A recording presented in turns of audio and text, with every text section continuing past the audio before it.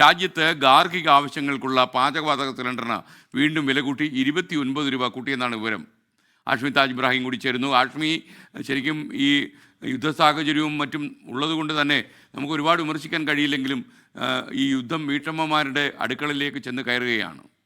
ഉറപ്പായും എസ്കെൻ, ഗാർഹിക പാചകവാതക സിലിണ്ടറിന്റെ വില പോയ തവണ കൂട്ടിയിരുന്നില്ല, അതിന് മുമ്പ് കൂട്ടിയിരുന്നു. കഴിഞ്ഞ തവണ കൂട്ടിയത് വാണിജ്യ സിലിണ്ടർ വിലയാണ്. വാണിജ്യ സിലിണ്ടർ വില എന്ന് പറഞ്ഞാൽ അസാധ്യമായ രീതിയിൽ 2 മാസത്തിനിടയിൽ 100 രൂപ കൂടുന്ന രീതി, 10,000 രൂപ കൂടുന്ന രീതിയിലേക്ക് വലിയ അസാധാരണമായ രീതിയിൽ കൂടുന്ന കാഴ്ച നമ്മൾ കണ്ടു. വീണ്ടും ഇരട്ടടിയാണ്. ഇതിപ്പോൾ നമുക്ക് നേർക്കുനേർ ബാധിക്കണം. നേരത്തെ അത് ഹോട്ടൽ ഭക്ഷണത്തിന്റെ വിലയാണ് ബാധിക്കുന്നത്, ഇതിപ്പോൾ അങ്ങനെയല്ല.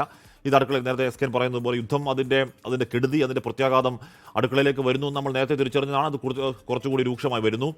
29 രൂപയാണ് കൂട്ടിയത്. 3 മാസത്തിനിടയിൽ 2ാം തവണയാണ് വീട്ടാവശ്യത്തിനുള്ള LPG സിലിണ്ടറിന് വില കൂടുന്നത്. അച്യുതൻ ആ വാർത്തയുടെ വിവരങ്ങളുമായി ചേർന്നു ഡൽഹിയിൽ നിന്ന്. അച്യുതൻ, നേരത്തെ വാണിജ്യ സിലിണ്ടറിന്റെ വില കൂട്ടുമ്പോൾ ഗാർഹിക സിലിണ്ടറിന്റെ വില കൂട്ടാൻ പോകുന്നു എന്ന സൂചന അപ്പോൾ തന്നെ ഉണ്ടായിരുന്നു. ഇത് ചെറിയ കൂട്ടലല്ല, 29 രൂപയാണ്. അത് നേർക്കുനേർ നമ്മുടെ ബജറ്റിനെ ബാധിക്കുന്നതാണ്.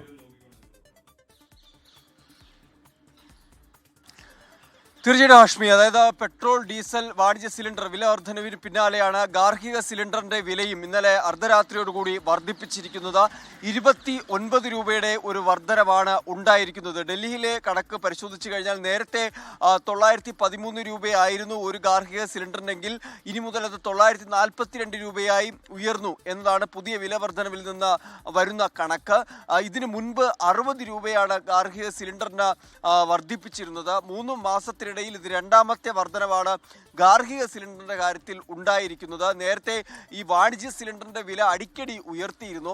അത് ഹോട്ടൽ മേഖലയിൽ ആകെ പ്രതിസന്ധി സൃഷ്ടിച്ചു. ഹോട്ടൽ അടുക്കളയിലായിരുന്നു ആ പ്രതിസന്ധി ഉണ്ടായത്. ഇനിയിപ്പോൾ ഇത് നമ്മുടെ എല്ലാം വീടുകളുടെ അടുക്കളയിലേക്ക് ആ പ്രതിസന്ധി എത്തുകയാണ്.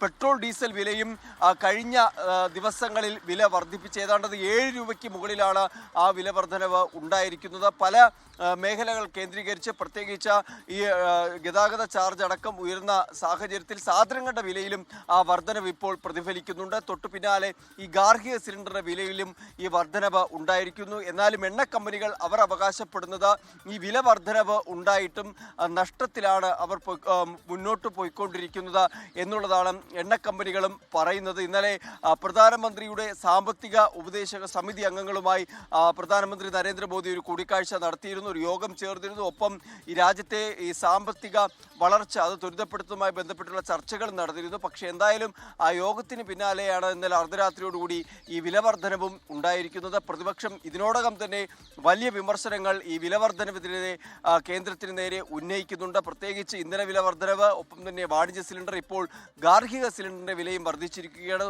ഉറപ്പായും പ്രതിപക്ഷ പാർട്ടികളുടെ ഭാഗത്തു നിന്ന് ഒരു വിമർശനം കേന്ദ്ര സർക്കാരിനെതിരെ ഉണ്ടാകും.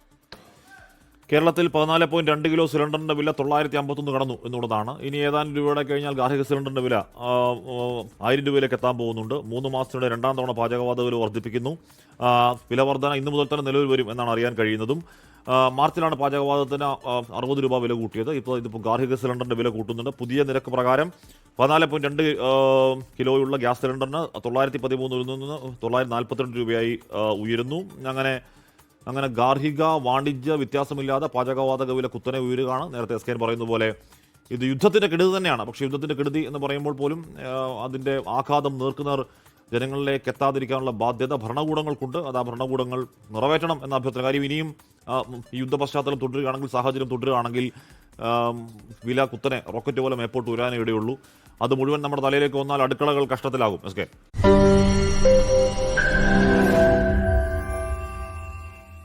ലോകത്തെവിടെയായാലും ഏത് സമയത്തും 24 വാർത്തകളും ഓഗ്മെന്റഡ് റിയാലിറ്റി പാക്കേജുകളും എക്സ്പ്ലെയിനറുകളും വിശദമായി കാണാൻ ഞങ്ങളുടെ യൂട്യൂബ് ചാനൽ നിങ്ങൾക്ക് സബ്സ്ക്രൈബ് ചെയ്യാം.